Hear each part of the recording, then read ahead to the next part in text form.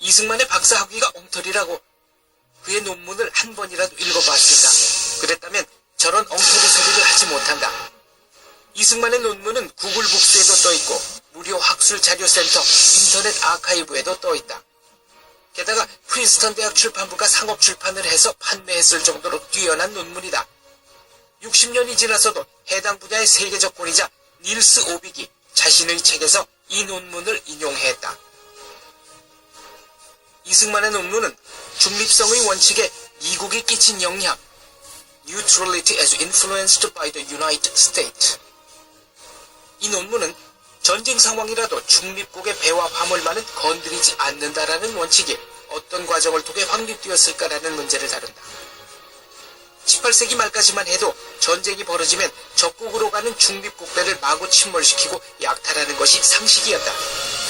이승만은 중세 이래 19세기 말까지의 역사를 정리하면서 이 같은 난폭한 관행에 쐐기를 박는 데 결정적인 역할을 한 것이 바로 미국이었음을 증명한다. 이승만은 논문 마지막에서 이렇게 말한다. 중립성을 인정하는 국제질서 확립에 미국이 끼친 영향은 깊고 크다.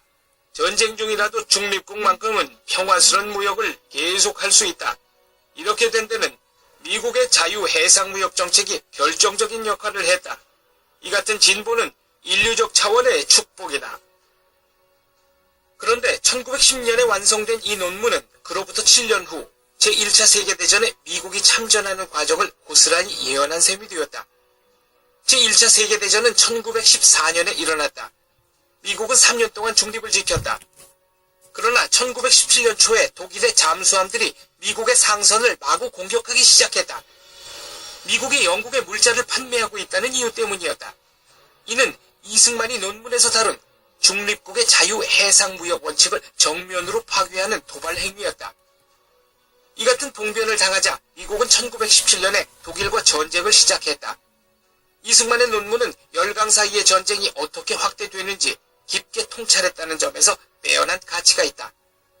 이같이 훌륭한 논문임에도 중진 국사학자 주진호는 태연히 박사학위가 엉터리라고 주장한다. 그것도 저질 보샵 동영상 100년 전쟁을 통해서 말이다. 100년 전쟁은 국사학자들을 들러리 세우는 것도 부족해서 아예 CIA 문서까지 끌어들여 이승만을 공격한다.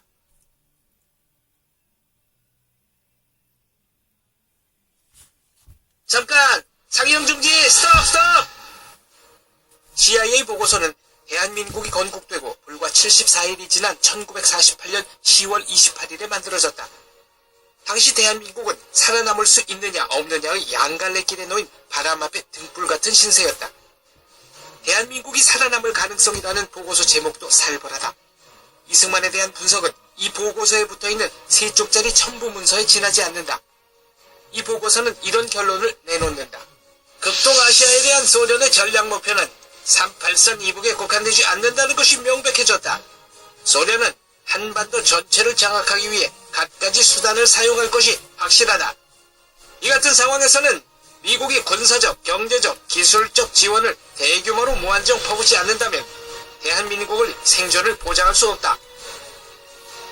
1948년 10월이 어떤 세월인가? 스탈린의 무제한 지원을 받은 모택동군이 만주에서 국민당군에게 압승을 거두고 남쪽을 향해 파죽지세로 쳐내려가던 때였다. 바로 이런 상황에서 CIA 보고서는 이렇게 냉소를 날리는 것이다. 한반도라는 이름을 들어보기나 했어. 중국에 붙어있는 쥐방울만한 곳이야. 여기 남쪽에 대한민국이라는 눈꼬만한 나라가 방금 만들어졌어. 그런데 소련은 한반도 전체를 먹고 싶어해. 대한민국을 유지시키려면 우리 미국이 무한정, 무제한으로 끝없이 퍼부어야 돼. 그런데 그럴 각오가 돼 있어? 없으면 얼른 한반도에서 발을 빼는 게 좋아. 대한민국이 생긴 지 불과 74일째 되는 날, CIA는 왜 이런 재수없는 보고서를 만들었을까? 그때 CIA는 1년밖에 안 된 젖먹이 조직이었다. CIA가 제대로 기능하기 시작한 것은 1953년부터다. 그렇다면 1948년 10월에 만들어진 이 보고서에는 누구의 목소리가 담겨져 있던 것일까? 미 국무성의 목소리다. 당시 미 국무성은 공산주의 동조자들과 소련 간첩이 우글대던 곳이었다. 특히 미 국무성 동아시아 책임자 엘저 히스는 나중에 간첩으로 체포되어 유죄 선고를 받았다. 간첩과 공산주의자들의 놀이터였던 미 국무성은 이승만과 신생 대한민국을 소련의 먹잇감으로 내주고 싶어 했다. 이에 맞서 한편으로 국민을 단결시키면서 다른 한편으로 미국을 설득해서 대한민국을 지켜낸 지도자가 바로 이승만이다. 미국 국무성의 용공 노선에 절대 복종하던 CIA가 얼마나 엉터리 조직이었는지는 6.25 전쟁이 일어나기 불과 5개월 전에 작성된 보고서를 보면 알 수 있다. 인민군이 383 부근에 집결하고 있는 것은 한국군이 호전적이기 때문이다. 중국 공산군 소속으로 국共내전에서 단련된 수만 명의 조선족 군인들이 북한으로 들어와 인민군이 되었지만 남북의 인구수를 고려하면 걱정하지 않아도 된다. 북한군이 탱크, 야포, 비행기를 갖췄지만 이 역시 염려할 수준은 아니다. 전쟁은 일어나지 않는다. 이렇게 엉터리였던 CIA조차 이승만에 관한 진실을 모두 감출 수는 없었다. 그래서 백년전쟁이 인용한 CIA 보고서에는 이승만에 대한 극단적 칭찬과 극단적 비난이 함께 섞여있다. 이승만은 독립국가로서의 대한민국의 이익을 위해 움직이는 진정한 애국자다. 이승만은 자기 자신의 이익을 곧 대한민국의 이익이라고 착각하는 경향이 있다. 자기 자신이 곧 대한민국이라고 알고 있다. 이승만은 독립을 위해 평생을 바쳤다. 그는 공산주의 운동 세력 하나만큼은 확실하게 따돌렸다. 그는 반공의 상징이며 대단히 영민한 정치가이다. 이승만은 한국을 본인이 직접 다스릴 욕심에 독립운동을 했다. 자신의 출세를 위해서라면 아무 양심의 거리낌 없이 모든 요소를 이용했다. 백년전쟁은 당시 CIA와 미 국무성의 실정을 완전히 감춘 채 자기 입맛에 맞는 부분만 댕강댕강 잘라내서 대단히 권위 있는 문서인들 인용했다. CIA. 이 세 글자를 가장 중요한 판단 근거로 삼으라고 선전하는 셈이다. 그렇다면 백년전쟁이야말로 CIA의 진정한 숭배자들이 아닌가. 백년전쟁은 CIA에서 그치지 않고 FBI 흉내를 내기도 한다. 이승만이 하와이 마피아 두목이며 하와이 교민들이 세운 학교를 가르친 횡령범이라고 주장한 것이다. 미국의 안전과 치안은 CIA와 FBI의 충실한 주정자인 우리 백년전쟁 팀에게 맡겨주세요. 이것이 그들의 슬로건이 될 판이다.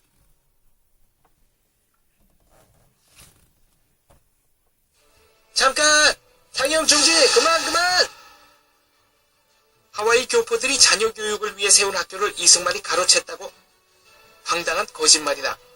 하와이 교민 조직인 국민회는 학교를 세운 적이 없다. 여학교를 짓기 위해 땅을 샀다가 이승만이 1915년에 세운 한인여학원에 그 땅을 기증했다. 한인여학원은 1918년에 남녀공학 기숙학교로 발전했다. 이것이 한인기독학원이다. 또한 국민회는 남학생 기숙사를 짓기 위해 기금을 모았다가 한인기독학원에 그 돈을 기증했다. 한인기독학원은 1923년에 4만 5천 평 부지에 최첨단 시설을 갖춘 기숙 사립학교로 발돋움한다. 이승만은 독립운동가일 뿐 아니라 교육운동가였다.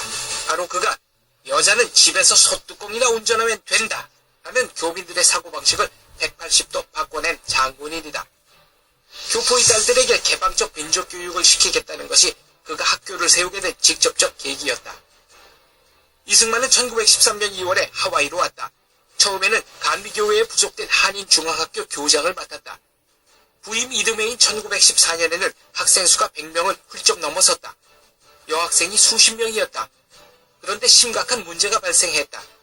감리교회 측이 여학생에게는 민족교육을 시키지 말고 일반 미국인 학교에 보내야 한다고 제동을 걸었던 것이다. 교회 정책에 복종할 것인가 아니면 교회로부터 독립된 학교를 만들어 그 여학생에게 진취적인 민족교육을 시킬 것인가. 그 갈림길에 이승만의 고민이 있었다. 1914년 이승만 개인이 모금한 돈으로 여학생을 위한 사설 기숙사를 지었다. 여학생들은 공부는 교회 부속 학교에서 하고 생활은 이승만의 사설 기숙사에서 할 수 있게 됐다.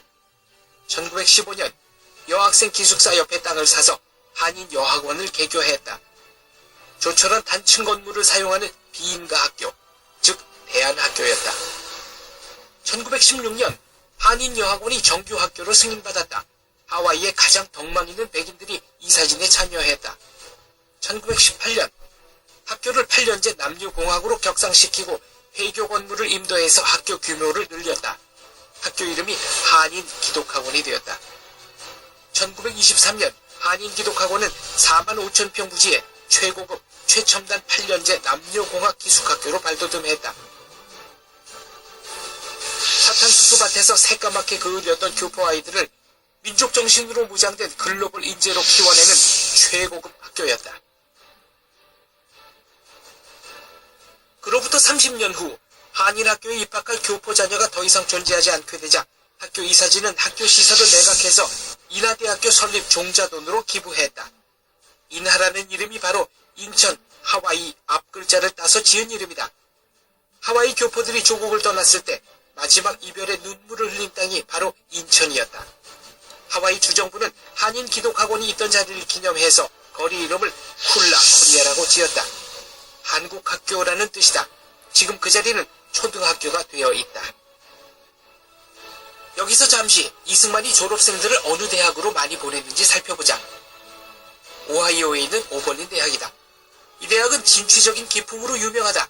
1835년에 미국 최초로 인종차별을 넘어 흑인 남학생이 입학했고 1837년에 미국 최초로 남녀차별을 넘어 여학생이 입학했다. 이승만이 제자들을 이 학교에 보내기 시작했던 1910년대 하반기는 미국 여성들에게 아직 투표권조차 없던 시절이었다. 대부분의 백인 여성들조차 간신히 초등학교만 마치던 시대다. 그런 상황에서 이승만은 사탕수수밭에서 새카맣게 그을은 여자아이들까지도 미국 최고, 세계 최고 수준의 교육을 받도록 길을 열었다. 그는 그것이 곧 독립의 길이라고 생각했다. 그의 독립은 나라의 독립을 넘어선 사람들의 독립이었다. 세계화된 현대 문명 속에 우뚝 선 개인들로 이루어진 공동체, 바로 이것이 이승만이 꿈꿨던 독립국가 대한민국이었다. 양심만 행동하는 게 아니라 세상에 대한 앙심도 행동한다. 이를 우리는 행동하는 앙심이라 부른다. 양심은 정직, 헌신, 희생, 사랑으로 행동하는 반면 앙심은 시기, 질투, 모함, 모략으로 나타난다. 이승만은 평생 행동하는 앙심들에게 시달리며 살았다. 행동하는 앙심들은 그를 무자비하게 공격했다. 행동하는 앙심이 사용했던 레파토리는 뻔했다. 여자, 돈, 위선, 그리고 탐욕이다. 백년전쟁 역시 이 같은 캐캐묵은 레파토리를 무덤 속에서 끄집어내어 그럴싸한 몽타주로 만들어냈다. 그리하여 마침내 이승만을 돈과 권력과 여자를 미칠 듯이 탐하는 친일파 정치 깡패로 그려냈다. 그뿐만이 아니라 전 국사편찬위원장 이만열, 이화여대 정병준, 상명대 주진호, 성균관대 서중석 같은 쟁쟁한 국사학자들이 이 거짓 동영상에 들러들여 섰다. 국사학자들과 백년전쟁은 왜 이승만을 밟아 죽이지 못해 안달인 것일까? 대한민국 그 자체에 대한 앙심 때문이다. 1898년부터 1960년에 이르는 63년의 세월 전체에 이승만의 흔적이 남아있다. 대한민국을 헐뜯기 위해서는 반드시 먼저 이승만을 제거해야 한다.